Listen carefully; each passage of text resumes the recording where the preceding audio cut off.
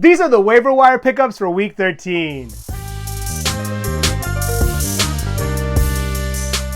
First up is Nick Westbrook-Ikhine. It was just another day at the office for Westbrook-Ikhine as he once again hit pay dirt, his 6th time in the last 7 games. He ended up finishing the day with 2 receptions for 48 yards along with the score, and it is truly impressive how he's been able to consistently find the end zone despite only seeing 4 targets per game. Whatever the case, he clearly seems to have a connection with Will Levis, and while the floor could fall out from underneath him at any moment, he is worth an add as a touchdown-dependent WR3 until he cools off. Number 2 on the list is Jeremy McNichols. The running back room in Washington is getting very thin. Brian Robinson suffered an ankle injury today that ultimately knocked him out of the game, and Austin Eckler suffered his 2nd concussion of the year. And to complicate matters more, the Commanders waived Chris Rodriguez on Saturday, leaving McNichols as the only healthy back in this room. And with the Commanders' bye coming up in Week 14, it would not be surprising to see them hold out both Robinson and Eckler to give them an extra week to heal up. Now, while McNichols will be the de facto RB1, the Commanders will undoubtedly elevate someone from the practice squad,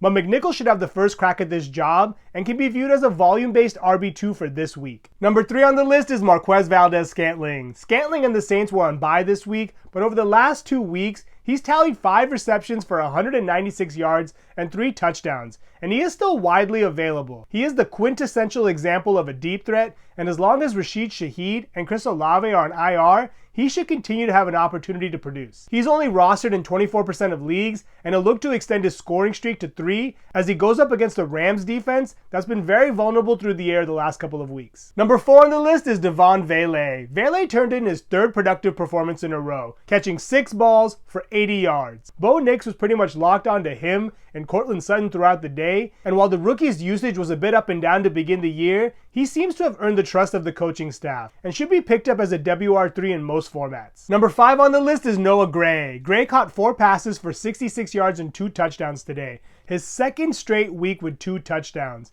And while it may seem like a fluke, the production really can't be ignored. I would typically maybe wait another week, but given that he's going up against the Raiders, who have given up a league-high 7 touchdowns to tight ends, he may be worth rolling the dice on as a TE2 with touchdown upside. Number 6 on the list is Roshan Johnson. Johnson lived up to his TD or bust reputation by taking his 3 touches for 12 yards and 1 touchdown, bringing his touchdown total up to 6 on the year, and he will continue to depend on goal line work for production, but if you're okay with some major volatility, he may be worth consideration in deeper leagues. Number 7 on the list is Noah Brown. Brown finished today with 6 receptions for 71 yards, and while this performance may seem like an outlier, he's actually been pretty steadily involved in this offense since week 6, seeing around 6 targets per game. He does only have 1 touchdown on the year, but his recent target volume gives him some equity as a low-end WR3 in deep PPR leagues. Number 8 on the list is Amir Abdullah. With both Alexander Mattison and Zamir White nursing injuries, Abdullah was able to enjoy an expanded role today,